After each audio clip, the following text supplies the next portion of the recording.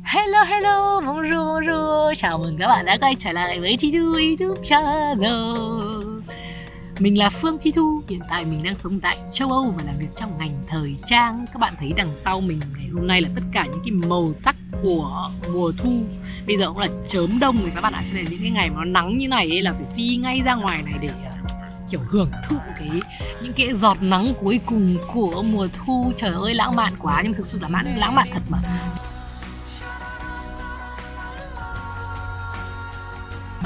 Thì cái video ngày hôm nay mình muốn chia sẻ với các bạn về những cái lần mà mình thất bại. Nói vậy cho nó hoành tráng, nhưng thực sự mình cũng muốn chia sẻ với các bạn những cái điều mà mình nghĩ rằng là nếu như các bạn muốn tiếp tục trong ngành thời trang, muốn bắt đầu bước vào phát triển trong ngành thời trang, làm việc trong ngành thời trang, thì đây là một trong những cái lời khuyên của mình. Có những cái điều mình đã từng trải qua và có những cái điều mình chưa từng trải qua, nhưng mình đã nhìn thấy những cái vấp ngã của người khác. Và mình nghĩ rằng mình đúc kết lại để có thể sẽ giúp ích cho một ai đó. Nếu như tình yêu với thời trang đủ lớn để tiếp tục bước theo cái con đường đầy gian truân này, thì các bạn ạ, thế giới thời trang là một thế giới của những con cá mập.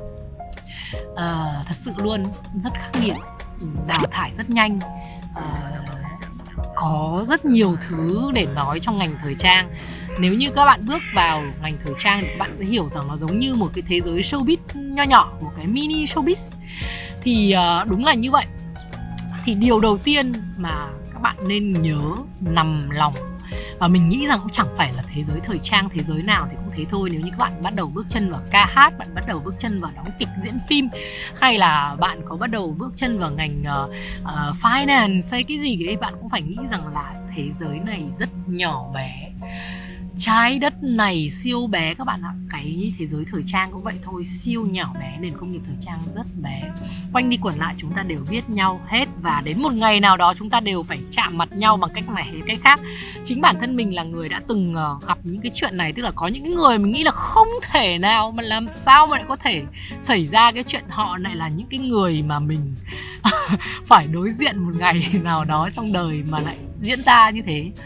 Thì đúng là thế giới thời trang rất bé. Cho nên các bạn hãy luôn nhớ trong đầu rằng hãy luôn là những người tốt, hãy luôn là những người lịch sự. Bởi vì thế giới thời trang bé lắm, bạn không thể tưởng tượng được. Nếu như mà bạn là một người xấu tính ấy, thì bạn chỉ có thể là bitchy có một lần thôi, thì cũng là quá đủ đấy các bạn ạ. Cho nên là hãy luôn là người tốt, hãy luôn là một người lịch sự với tất cả những người mà các bạn có thể gặp và có thể có dịp để giao du và có dịp để làm việc với trong ngành thời trang các bạn nhé. One thing very important, fashion is a small world. Điều thứ hai, fashion, thời trang là một business. Các bạn đừng nghĩ rằng là người trong giới thời trang họ rất là funny, họ rất là nice, họ rất là polite, rất là lịch sự. Không có nghĩa rằng là họ có thể be friend with you. Cho nên là điều quan trọng thứ hai các bạn phải luôn nhớ, đó luôn luôn giữ cho mình một cái vị thế, một cái thái độ làm việc professional, rất là chuyên nghiệp. Hãy luôn luôn chuyên nghiệp trong ngành thời trang các bạn ạ. Kể cả là we are making fun, nhưng cũng luôn luôn phải chuyên nghiệp. It is what it is. Điều thứ ba quan trọng không kém một chút nào hết. Nếu như các bạn muốn làm việc trong ngành thời trang thì điều đầu tiên các bạn phải có đó là gu thẩm mỹ của các bạn. Thì cái gu này các bạn có thể trau dồi, các bạn không thể tự nhiên mà sinh ra được. Có những người ta sinh ra, những cái nhà thiết kế chẳng hạn, họ là những cái người mà người ta có thể sinh ra với những cái tài năng bẩm sinh. Tuy nhiên là họ cũng phải miệt mài lao động rất là nhiều để trau dồi, để trau chuốt nó. Còn nếu như bạn muốn làm việc trong ngành thời trang, bởi vì ngành thời trang là một cái ngành có rất nhiều thứ liên quan đến sáng tạo, vậy cho nên là các bạn hãy phải là chính bản thân các bạn với những cái ý kiến, những cái chủ kiến của chính bạn và những cái hiểu biết, những cái gu thẩm mỹ của chính mình. Thời trang mà còn không có gu làm sao làm nổi thời trang, đúng không? Và điều thứ tư mà các bạn phải nhớ đó chính là sự mạnh mẽ. Mình đã nói ngay từ đầu rồi, thế giới thời trang là thế giới của những con cá mập các bạn ạ.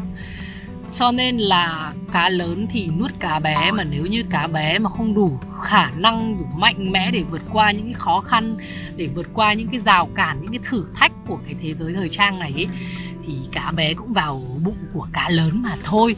Cho nên là các bạn phải luôn luôn là những người mạnh mẽ nhất có thể, phải tự rèn luyện cho mình cái khả năng sinh tồn và khả năng mạnh mẽ và có thể đối diện được với tất cả những cái chuyện mà xảy ra, thì các bạn mới giữ được cái tinh thần thép để tiếp tục bước tới trong cái ngành công nghiệp thời trang này các bạn yêu nhé. Điều quan trọng tiếp theo là các bạn phải luôn luôn học hỏi, không ngừng học hỏi, không ngừng trau dồi. Các bạn phải luôn luôn giữ cho mình được cái kiến thức về thời trang. Các bạn phải biết là thế giới thời trang đang diễn ra cái gì xung quanh các bạn. Ở Mỹ nó ra làm sao, ở Pháp nó như thế nào, hay ở Milan nó có những cái gì thay đổi, thương hiệu nào vừa mới lên, thương hiệu nào đang đi xuống, những cái chiến lược marketing của nó đã thay đổi như thế nào. Bởi vì nếu như các bạn muốn bước tiếp trong cái ngành thời trang thì các bạn phải hiểu nó sẽ như thế nào, và các bạn phải biết là what is going on. Nếu không thì làm sao mà các bạn có thể làm được việc trong ngành thời trang. Và cái điều quan trọng đấy thì các bạn chỉ có thể là một mình các bạn có thể làm chủ được nó thôi.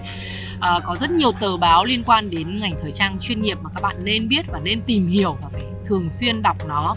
Đó chính là những cái kho tàng kiến thức khổng lồ, và thời trang nó vận hành mỗi ngày, nó thay đổi mỗi ngày có không biết bao nhiêu thương hiệu mới được mọc ra trên thế giới, được thành lập trên thế giới. Cho nên các bạn phải biết những điều đó, các bạn phải liên tục trau dồi kiến thức cho mình các bạn ạ. Bởi vì thực ra bản thân mình đã từng gặp một cú ngã rất là đau đớn khi mà mình nghĩ rằng là mình biết quá nhiều trong thế giới thời trang rồi, thì khá là có một chút gì đấy hơi tinh vi trong cái chuyện là mình nghĩ là mình biết rồi, cái này biết rồi, cái này biết rồi.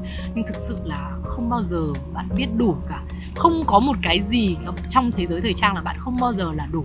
Kiến thức không bao giờ là đủ trong thế giới thời trang cả các bạn ạ. Cho nên stay curious với thế giới thời trang, hãy luôn luôn là những con người tò mò nhất có thể để có thể tiếp tục phát triển và hoàn thiện bản thân các bạn nhé. Điều tiếp theo, mình có một cái lời khuyên dành cho các bạn mà thực sự đây là cái đúc kết của bản thân. Đó là các bạn hãy có những cái người bạn mà không thuộc thế giới thời trang. Tại sao lại như vậy? Đây là thực sự là cho cái chính cuộc sống của các bạn thôi. Bởi vì thực sự mà nói, khi mà mình làm việc trong một cái thế giới nào đó thì mình hay kiểu như là mình sẽ make friend với những người làm việc cùng với mình, thì mình sẽ dễ hiểu nhau hơn, mình sẽ có những cái chia sẻ hiểu nhau hơn. Nhưng mà đấy là một điều không phải là tốt lắm. Bởi vì thực sự là khi mà làm việc trong ngành thời trang, bạn cần có sự sáng tạo, và cái sự sáng tạo đấy nó cần phải có được những cái cảm hứng từ những cái người xung quanh. Vậy cho nên là các bạn hãy tạo cho mình những cái mối quan hệ ngoài cái thế giới thời trang các bạn ạ. Bởi vì chính những người xung quanh bạn, những người bạn của bạn, thứ nhất là họ đưa lại cho bạn được cái sự thanh bình. Bởi vì thế giới thời trang là những con cá mập chém giết nhau. Thế thì chúng ta phải đi ra ngoài cái thế giới đấy, đi ra ngoài cái đại dương nhiều cá mập đấy, thì chúng ta mới có được những cái phút an lành, an yên trong lòng để sống và tiếp tục phát triển, cũng như là tiếp tục sáng tạo mọi người ạ. Nên là mình nghĩ rằng hãy chọn cho mình một số những người bạn mà không liên quan đến thế giới thời trang cả. Mình có rất nhiều những người bạn như thế, và thực sự nhiều khi mà các bạn nói chuyện với mình ấy, giống như kiểu là một cái kiểu con búp bê đang múa rối ở trong cái thế giới thời trang vậy đấy các bạn ạ. Thì các bạn ấy cũng have fun và mình cũng thấy buồn cười. Thì nó cũng là một cái điều tốt cho cái sức khỏe và cái tâm lý của các bạn. Đoạn trước của video mình có nói rằng là các bạn phải luôn luôn mạnh mẽ, thì thực sự mà nói những cái người bạn ở ngoài thế giới thời trang này sẽ là những người mà tiếp sức cho các bạn để trở nên mạnh mẽ và tiếp tục cái cuộc chiến đấu với ngành công nghiệp thời trang. Điều tiếp theo mà mình nghĩ rằng là ở thế giới thời trang chúng ta rất là khó ở chỗ điều đó, đó chính là các bạn phải luôn luôn make fun, have fun. Tại sao các bạn luôn luôn phải làm cho mọi thứ nó vui vẻ? Bởi vì là thực sự là mà nói thì thời trang nó chính là một cái ngành, một cái phần nào đó của ngành công nghiệp giải trí các bạn ạ. Cho nên là những cái gì các bạn làm trong thế giới thời trang, các bạn phải cảm thấy cho nó là cái sự vui vẻ, phải take it easy thì các bạn mới có thể đi lâu được trong cái thế giới này.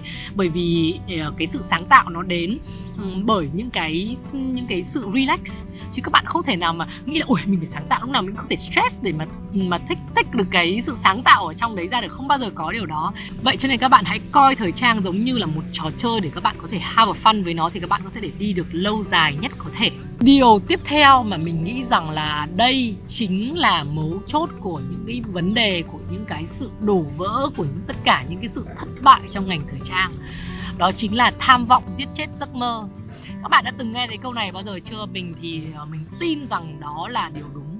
Khi mà con người ta tham vọng quá, con người ta cố gắng đạt đến một cái điểm nào đó và người ta bắt buộc người ta kiểu như ép mình phải có được điều đó, thì đó chính là cái lúc mà người ta bắt đầu rơi xuống, bắt đầu ngã xuống các bạn ạ. Ngành thời trang cũng thế thôi, có rất nhiều người tham vọng để trở thành ông nọ bà kia trong ngành thời trang, và đến một lúc nào đó thì người ta sẽ rơi. Bởi vì sao? Bởi vì thời trang là một cái sự phấn đấu không ngừng nghỉ. Bởi vì cái thế giới này là cái thế giới đào thải liên tục.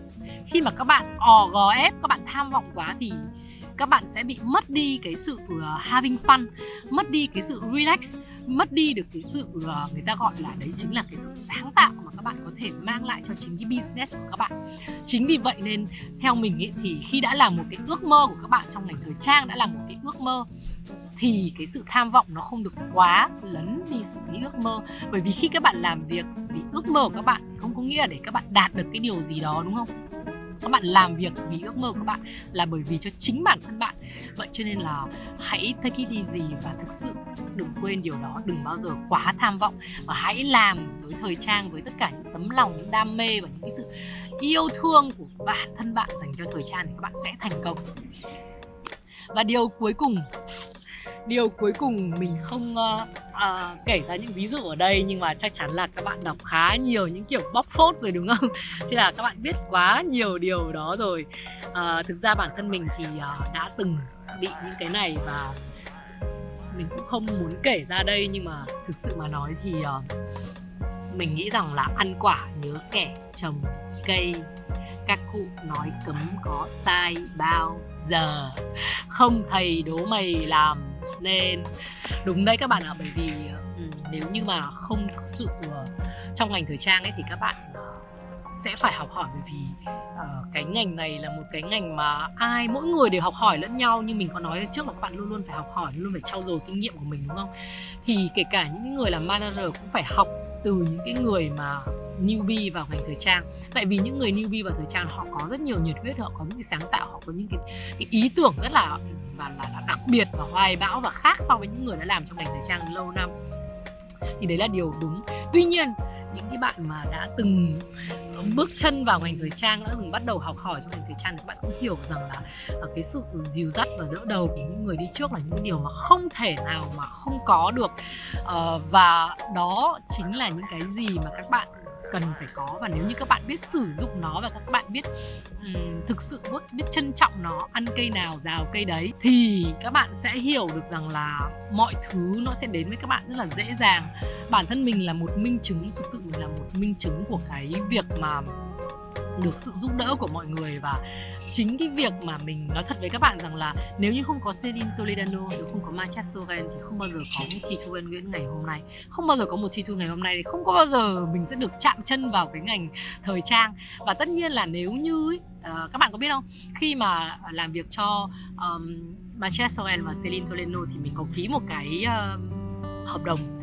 Cái hợp đồng đấy với một cái clause là một cái điều khoản là điều khoản không được phép đi làm cho đối thủ trong vòng 2 năm. Các bạn có biết là nếu như mà mình không làm cho Mathias Celine nữa thì mình không được phép làm cho bất kỳ một agency nào khác trong vòng 2 năm, là một cái thử thách khá là lớn đối với một người mà trẻ như mình. Và thực sự là mình chỉ là con người, mình cũng vẫn cần phải có tiền, vẫn phải này kia. Thì đó là một cái thử thách nhưng mà mình đã làm được, và hầu như tất cả những cái người mà làm việc cùng với cả Mathias và Celine đều làm được điều đó. Và thực sự với các bạn là sau khi mà làm việc với cả Celine và Mathias thì tất cả những cái chân trời mà mở ra đối với mình ấy đều có dấu ấn của hai người này.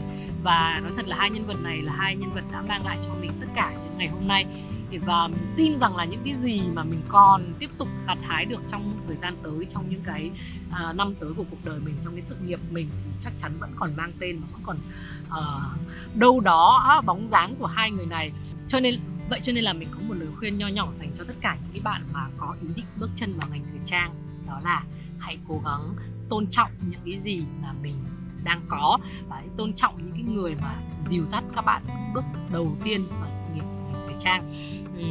Và đừng quên rằng là những người đi trước thì không phải tự nhiên mà người ta có được những cái vị trí ngày hôm nay đâu.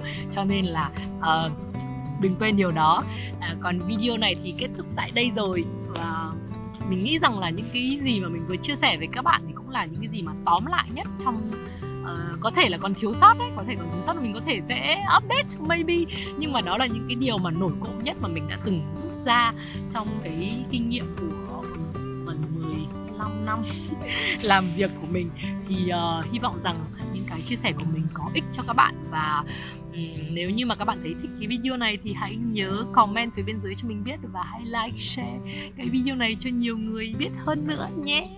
Còn bây giờ thì mình bắt đầu cảm thấy lạnh lạnh rồi, nên là chào tạm biệt các bạn và hẹn gặp lại các bạn trong những video clip sắp tới.